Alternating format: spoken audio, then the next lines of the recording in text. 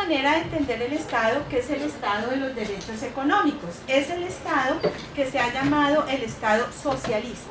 El Estado socialista está basado en los planteamientos de Carlos Marx y básicamente lo que dice es primero que hay que abolir la propiedad privada. Entonces fíjense cómo el modelo anterior dice no, la propiedad privada sí y los derechos individuales.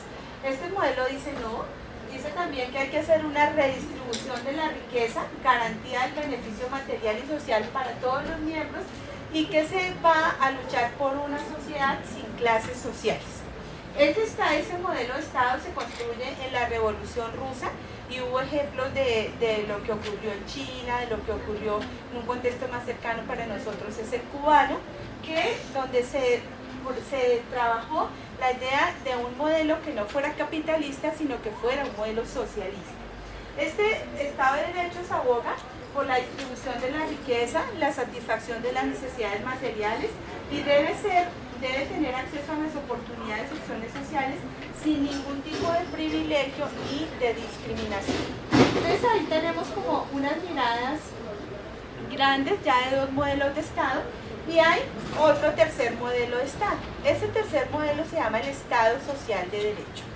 Los estados sociales de derecho dicen que su principal razón es procurar un mínimo existencial que se logra con la implementación de sistemas de seguridad social o de protección social que deben ser garantizados y coadministrados por el Estado. Fíjense que eso es muy importante porque aquí lo que se dice es, no es el Estado marxista, donde es el monopolio y el poder del Estado, sino es un Estado que respeta los derechos de los ciudadanos, que respeta la dignidad de los ciudadanos, pero quien es el rector, quien es el administrador, quien lo saca adelante es el Estado. Entonces aquí el Estado es muy fuerte, es un Estado que tiene que estar en la capacidad de tomar las decisiones. Debe crear las condiciones para que haya una buena calidad de vida, para superar las necesidades básicas de las personas, para superar, por ejemplo, que haya seguridad social, que haya educación, y mantiene las características del Estado liberal del derecho. De derecho fue el primero que vimos, que habla del imperio de la ley formalizada en un órgano popular representativo, es decir, también está basado en la idea de la democracia. La separación de poderes. ¿Cuántos poderes tenemos nosotros? 3, ¿cierto? ¿Cuáles son? Judicial y ejecutivo. Muy bien. La legalidad es otro elemento muy importante y la garantía de los derechos y libertades fundamentales. En América Latina y en Colombia, esto siempre ha estado a la deriva de los vaivenes internacionales, moviéndose en uno u otro sentido. Pues nunca se ha movido hacia el marxista, pero sí se ha movido más hacia el Estado liberal puro o hacia el Estado social de derecho. ¿Bien? Entonces,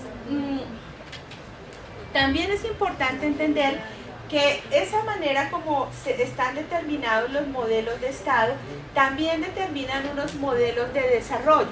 Entendiendo aquí que el desarrollo es como la capacidad que puede desarrollar un Estado o un gobierno para ir avanzando y para ir mejorando. Ese mejor estar significa que la gente tenga una mayor calidad de vida, que la gente tenga un acceso a los servicios de la protección social necesaria, que crezca la industria, que se fomente el empleo, que todo esto que efectivamente trascienda para que la gente esté mejor. Esa idea del desarrollo y del desarrollismo es una idea que surge más o menos en la década de los 60, donde se empiezan a ver que hay unas inequidades que se van marcando mucho. Y entonces se habla de países desarrollados, países subdesarrollados y países en vías de desarrollo, ¿cierto? Entonces hay unas características que de alguna manera nos permiten ver eso. Más o menos hubo un modelo que se llamó el modelo de Estado benefactor. Ese Estado benefactor surge después de la posguerra, es como un pacto y es como una necesidad que se plantean países como Alemania, países como Inglaterra, es decir, que estuvo más centrado en Europa realmente que en América y que lo toman en su momento, por ejemplo, Norteamérica o Canadá. Estaba marcado porque va después de la guerra y de toda la crisis que se dio en el 29 y es un modelo que dice vamos a empezar a asegurar a los trabajadores, vamos a darle un bienestar para cuando tengan enfermedad, para cuando tengan tengan un accidente o una enfermedad con ocasión del trabajo y vamos a habilitar su pensión, pero también van a tener un salario, pero también va a haber unas reglas en el trabajo que implica que trabaja 8 horas diarias, 48 a la semana, que tiene periodos de descanso, es decir, que era un momento para que efectivamente se intentara tener un bienestar entre los gobernados. Entonces estuvo muy de la mano con políticas de empleo, regulación de la jornada laboral, vacaciones, muchos énfasis en mejorar los colectivos, entonces vamos a mejorar las ciudades, vamos a colocar acueducto y alcantarillado para que la gente se enferme menos. Y en salud estuvo representado básicamente por políticas que estaban definiendo la atención y la construcción de servicios médicos y las redes públicas de asistencia, lo que para nosotros en ese tiempo, por ejemplo, se llamaba el Ministerio de Higiene, que después fue el tránsito hacia la salud pública, y había allí una fortaleza desde el Estado. El Estado protegía, por eso se llamó el Estado benefactor. Tenemos entre el 30 y el 80 una copia que se dio en América Latina, pero que se llamó más el Estado intervencionista, que desde lo económico decía que había que hacer una sustitución de las importaciones por las exportaciones y que de esa manera se iba a poder salir mucho más capital y entonces los países que estaban en vías de desarrollo podrían ir subiendo el escalón y tratar de estar más cerca de los países desarrollados. Había todo un fortalecimiento del Estado central, entonces se forjan ministerios, se empieza a crecer como toda esa cuota de la institucionalidad, se busca tener un Estado fortalecido para sacar adelante esto, y en contraprestación se empieza a dar un crecimiento de la deuda externa y la dependencia de otros países, porque los países pobres no tenían el suficiente dinero ni los recursos para invertir, entonces viene la lógica de vamos a prestarles para que estén mejor. Acá se buscaba fomentar el empleo a través de la redistribución del ingreso, combatir la miseria a través de la ampliación de subsidios y del gasto público, lo cual fue haciendo que cada vez fueran más ineficientes, por ejemplo, los ministerios, que crecían en una gran burocracia, pero además no podían resolver todos los problemas centrales que se daban. Hay una apuesta por hablar de la descentralización, entonces ya no es el Estado que toma todas las decisiones en la ciudad y en la gran capital, sino que, por ejemplo, en nuestro país se espera que las gobernaciones, que los propios municipios empiecen a tomar decisiones, se crean institutos descentralizados y pues lo que podemos decir es que América Latina en general nunca pudo alcanzar eso que se buscaba del pleno empleo. Hablamos desde más o menos los años 90 en adelante de un Estado que se llama neoliberal. Es decir, como dijimos al comienzo, cuando los burgueses se enfrentan a la monarquía, nace un Estado liberal. Este Estado neoliberal se reencaucha y surge ante la crisis que se tuvo en la década de los 80 y se quiere trabajar para rescatar lo individual y no tanto lo colectivo. Se asume entonces que la asignación óptima de recursos se da por medio de mecanismos de mercado, que es el que debe suplir las necesidades. Que empieza a crecer con mucha fuerza todo ese discurso de que lo público es ineficiente, de que cerremos las empresas públicas, cerremos los hospitales públicos, porque lo privado sí es bueno, porque allí cumplen más, porque allí todo está mejor. No fue la idea de proteger el Estado y hacer que el Estado funcionara, sino de permear que pudieran entrar todos los privados. El sector privado entonces ocupa un lugar central en la organización de la economía y de la sociedad y se impone la obtención de recursos por parte del mercado. ¿El Estado qué pasa? Primero hay una gran flexibilización del empleo. Nosotros podemos hablar en Colombia de la Ley 50, después en el 2002 de la Ley de Flexibilización Laboral, que a lo que ha llevado es a que hoy día las personas muchas veces sean contratadas a destajo.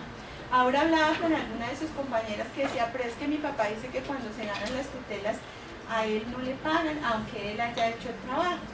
Pero a quien sí le pagan es a la EPS para la cual él está contratado. Un elemento que es clave, y sobre todo en esa reflexión que yo les planteaba, que hicieran ustedes como médicos, es cuando se da esta flexibilización, esto empieza a tocar a todo el mundo. Los médicos prestantes de los 80 y que podían tener su consultorio privado y de repente estaban contratados medio tiempo con un hospital, ya no son los médicos de hoy. Los médicos de hoy tienen que tener 3 y 4 trabajos con distintas EPS para lograr tener más o menos el nivel de vida que quieren tener, porque hay un empobrecimiento y hay una falta de reconocimiento de la labor de los trabajadores a través de esto que se llama la flexibilización laboral. Esto le pasa a los profesionales, pero por ejemplo a los obreros de fábrica que vivían con un salario mínimo y que cada vez que tenían el turno de la noche les gustaba mucho porque eso les implicaba unas horas extras, o el dominical implicaba unas horas adicionales, cambian radicalmente en el 2002 cuando surge esta nueva política de empleo y los trabajadores ahora hacen jornadas de 12 horas. Entonces se aumenta la jornada y la aumentaron dándonos el argumento que se iba a crear más empleo.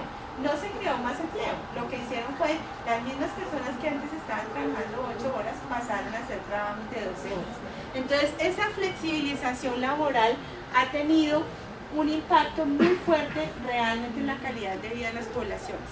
El Estado pierde los monopolios sobre la salud, la educación, porque empiezan a ser vendidas y a ser ofertadas por el sector privado, aumenta su poder en la prestación de servicios y aumentan las desigualdades, la miseria y la pobreza. Entonces digamos que un poco este modelo de desarrollo no permitió lo que se quería cuando se planteaba aquello de que efectivamente lográramos avanzar para tener unos niveles de mucho mayor desarrollo.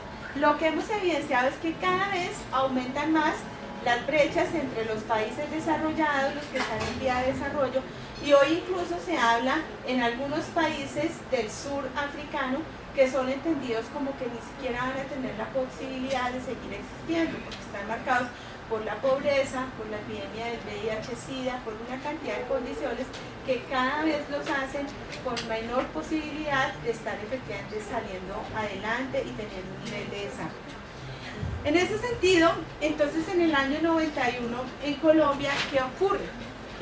Ocurre efectivamente un hecho que no tenía precedentes, porque la primera constitución de Colombia se había dado en 1886, había tenido una reforma en el 36 bajo el gobierno de López Pumarejo y el trabajo de Rafael Uribe, una idea donde se consolidó, se adicionó a la Constitución del 86 la idea de la protección social o la idea de la seguridad social, porque ese fue como el auge del estado de protección que tuvimos nosotros.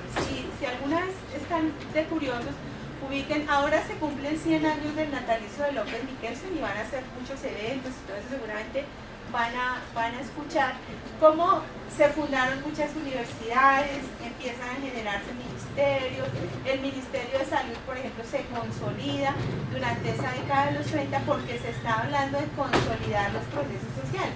Fue lo más cercano que tuvimos a un modelo de bienestar.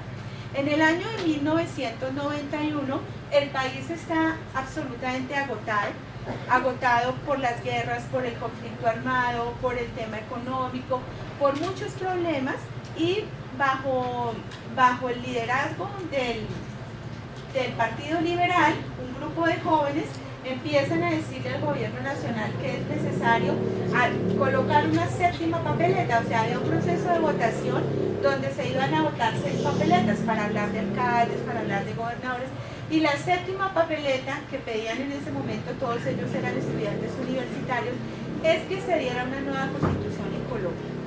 Digamos que esos son como los propósitos democráticos de la nueva constitución. También lo que se dice es que era necesario dejar establecida en la Constitución todos los elementos para permitir que entrara con mucha fuerza todo el modelo neoliberal, la apertura económica, lo que no estaba tan explícito allí. Entonces tenemos en el año 91 también una situación en relación con el proceso de paz. Estaban en ese momento desmovilizándose varios grupos armados, el M-19, el Quintín Lame, la Unión Camilista del Ejército de Liberación Nacional, el EPL, y entonces fue el momento para decir, bueno, esta gente que se desmovilizó, entonces que entre a la vida pública y vamos a hacer una nueva constitución, vamos a hacer un nuevo país. ¿Ustedes ya habían nacido en el 91? No. ¿No? Muy pelados.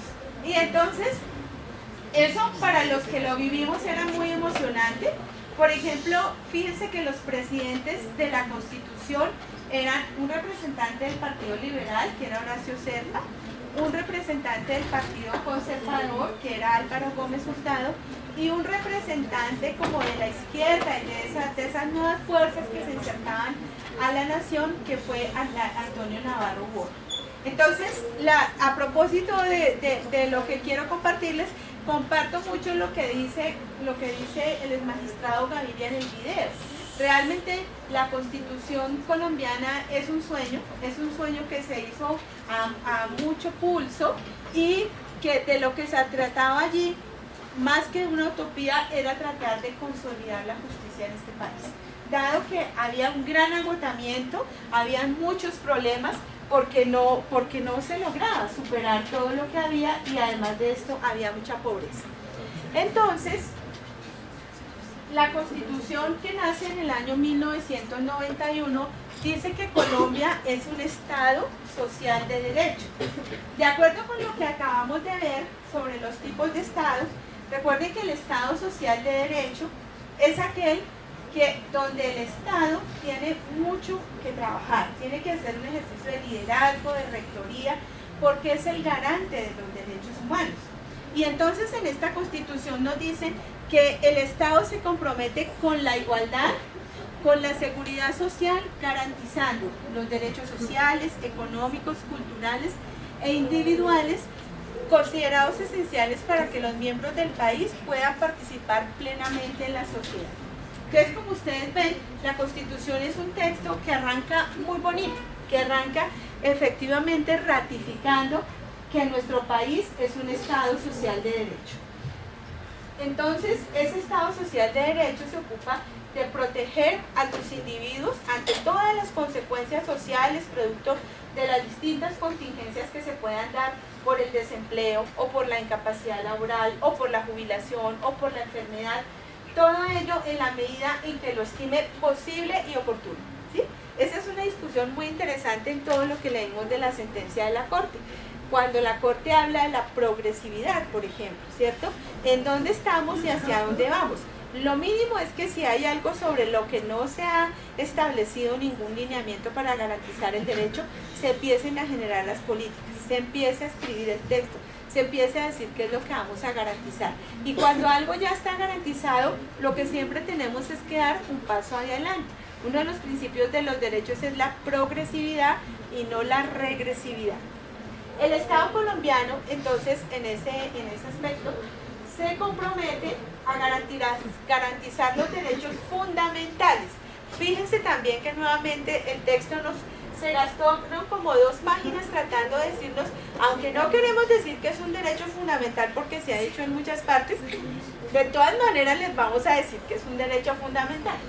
Y también entendemos que los derechos fundamentales son muy, muy importantes, pues su nombre lo dice, son fundamentales. Hay otros derechos que son civiles, otros que son los políticos, los económicos, sociales, culturales y los del medio ambiente.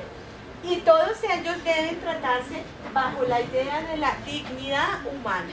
Los derechos humanos son un acuerdo internacional, son un acuerdo interplanetario que hablan de lo mínimo que se le debe garantizar a las personas, de lo mínimo que deben tener los seres humanos, y por eso se habla de la dignidad de las personas. Tener a una persona en la calle, permitir que un niño tenga hambre y esté en la calle, que no sea atendido en su casa, que no tenga un nombre, todas esas cosas afectan la dignidad de las personas, por eso están en contravía de los derechos humanos. Esos principios, además de la dignidad, son la igualdad, la solidaridad, la democracia, la pluralidad, entre otros, ¿cierto? De eso habla nuestra Constitución colombiana. En ese sentido, entonces es importante reconocer que los derechos humanos son muchos, ¿cierto? Este gráfico trata de hablar de los de primera, segunda y tercera generación. A juicio de quienes optan más por el de civiles y políticos y luego por los derechos económicos, sociales y culturales, podríamos decir que en este primer círculo se encuentran los derechos civiles y políticos, y aquí los económicos, los culturales y los ambientales. Entonces, los derechos fundamentales están el derecho a la vida, el derecho a la integridad física, el derecho a la igualdad ante la ley, el derecho a la libertad de conciencia y de religión, el derecho a la propiedad y a la herencia, el derecho a la libertad y a la seguridad personal.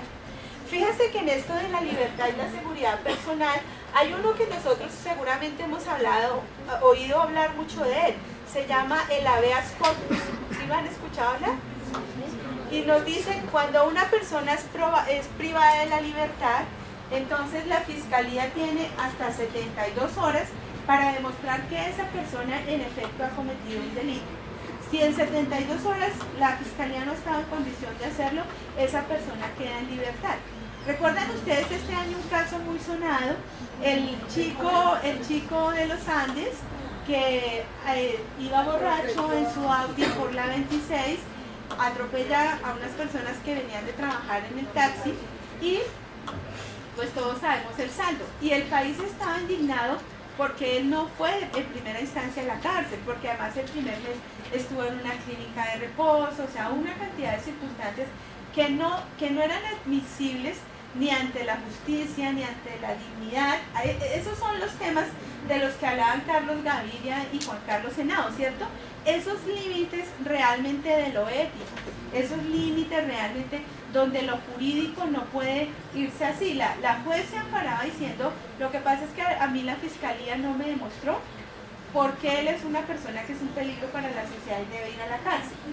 El tema es que de eso se han aprovechado muchos corruptos, muchos narcotraficantes, y cuando la fiscalía no tiene toda la capacidad de demostrar la carga de culpabilidad sobre un delito, estas personas apelan al principio a la libertad y la seguridad personal y son dejados en libertad bajo esa figura de lo que se llama en nuestra Constitución el habeas corpus. Dale. Pero es que ahí también hay un problema grande porque pues a mí me habían dicho que, digamos, o sea, la juez, a pesar de todo lo que se vio y todo lo que se ha dicho, tampoco ella puede tomar decisiones a la deriva.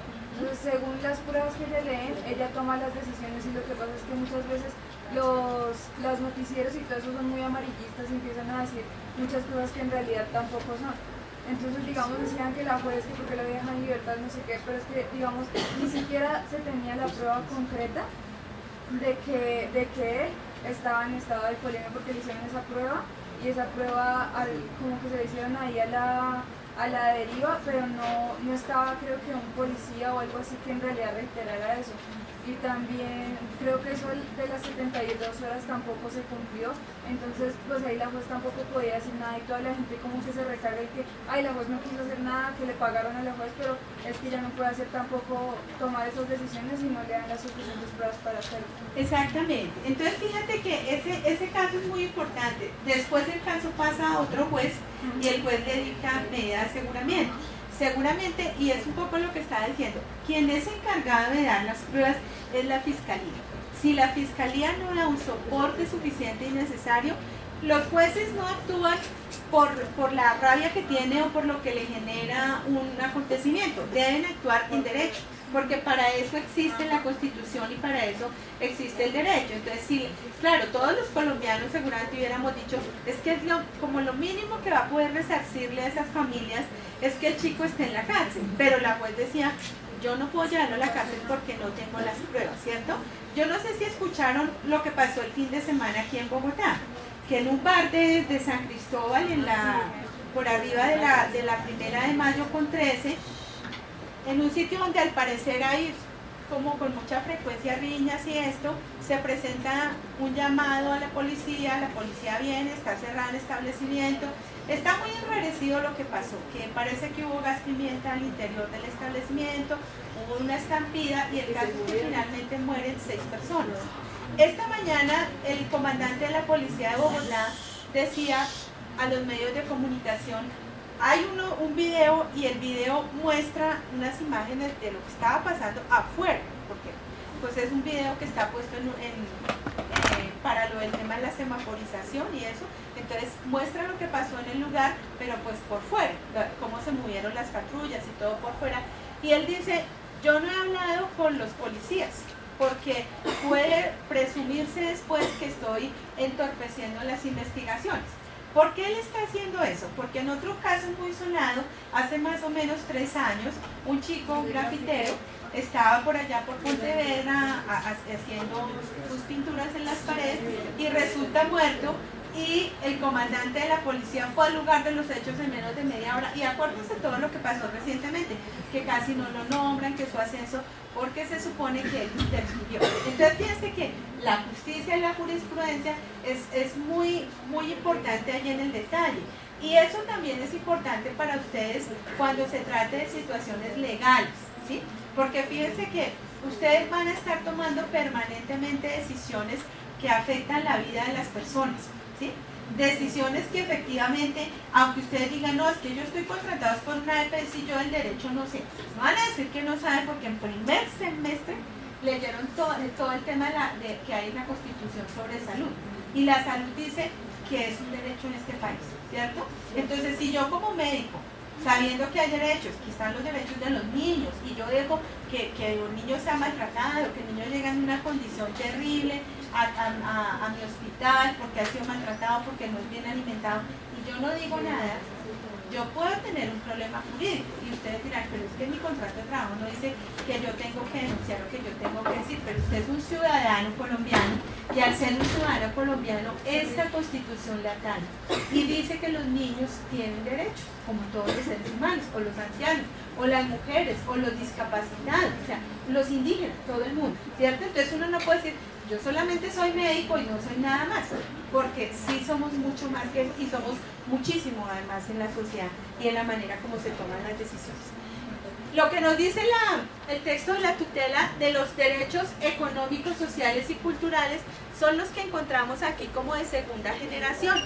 El derecho a alcanzar un nivel de vida adecuado, a la jornada de trabajo y remuneración justa, el derecho a la sindicalización, a la protección de la salud, a las necesidades básicas de atención básicas y a las necesidades secundarias. Y los derechos de tercera generación son a la autonomía y libre determinación de los pueblos, a la protección del medio ambiente y a la paz. Fíjense qué fue lo que pasó con la sentencia, que un derecho que estaba aquí, puesto como un derecho económico, social o cultural, realmente un derecho social, pasó a estar acá, pasó a estar como un derecho fundamental, fundamentalmente porque tiene una conexidad con la vida, ¿sí? Entonces lo que pasó en la sentencia fue muy importante porque se cambia la lógica de ese derecho.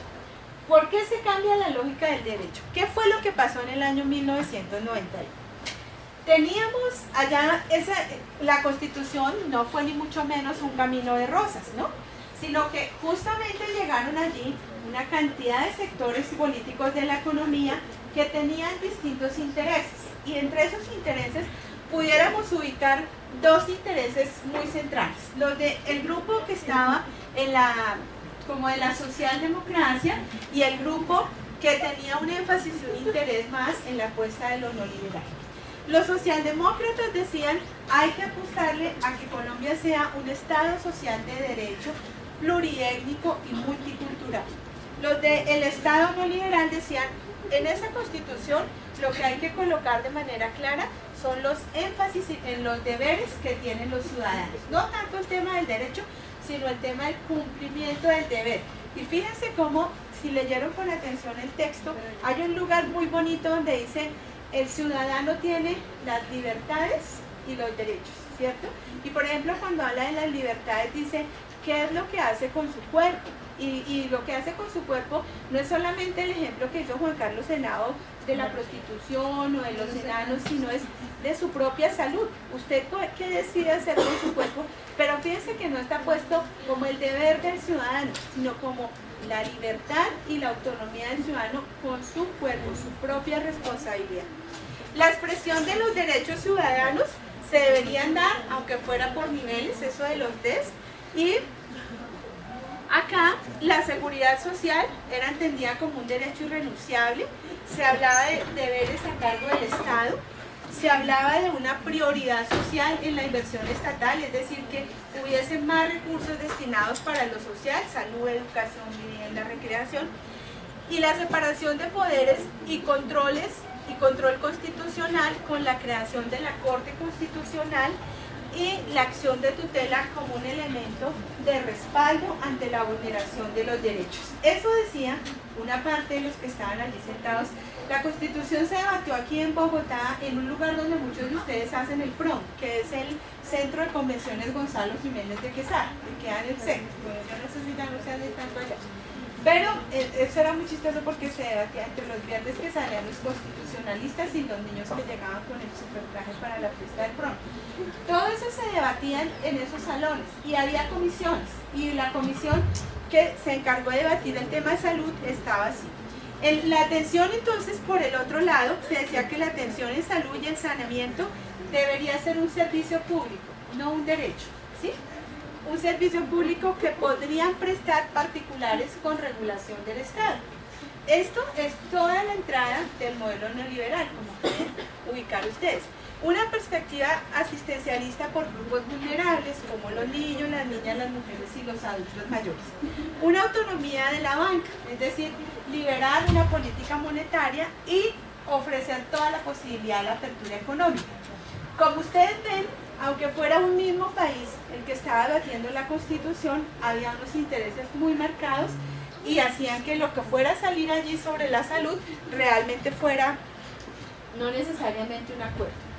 Entonces, ¿qué es lo que pasa cuando se da la discusión final? Cuando se da la discusión final, se da la transformación de discutir que la salud fuera un derecho para que fuera entendida como un servicio público. Desaparece la finalidad social del Estado, es decir, que efectivamente el Estado es el garante del derecho. Y hay una influencia, o sea, se dice un poco que todo esto fue por influencia del grupo liberal que estaba en esta comisión, y finalmente en esa constitución maravillosa de la que nos hablaban los ex magistrados, la salud es definida así en el artículo 49. Es definida como la atención en salud y el saneamiento ambiental son servicios públicos, fíjense que no dice que son derechos, a cargo del Estado. Se garantiza a todas las personas el acceso a los servicios de promoción, protección y recuperación de la salud. Corresponde al Estado organizar, dirigir, reglamentar la prestación de los servicios a los habitantes y del saneamiento ambiental conforme a los principios de eficiencia, universalidad y solidaridad. También establecer las políticas para la prestación de servicios por entidades privadas y ejercer su vigilancia y control. Asimismo, establecer las competencias de la nación, las entidades territoriales y los particulares y determinar los aportes a su cargo en los términos y condiciones señalados en la ley. Esto dice la Constitución del año 1991. Entonces, fíjense cómo hay un contrasentido. Carlos Gaviria nos habla de una Constitución que cambió la lógica de pensar en Colombia, que cambió la lógica de la jurisprudencia, que cambió la lógica de la justicia. Sin embargo, en un tema tan importante como el tema de la salud, lo que resulta allí es que gana una tendencia que dice, pues más bien que hay que abrirle el espacio a un servicio. Por eso en el 2008, cuando la Corte Constitucional saca la sentencia, es muy importante, porque la sentencia está reversando esto como concepto, ¿sí? Está cambiando esa idea de que la salud es un servicio público y que efectivamente es un derecho fundamental. ¿Estamos hasta ahí claros?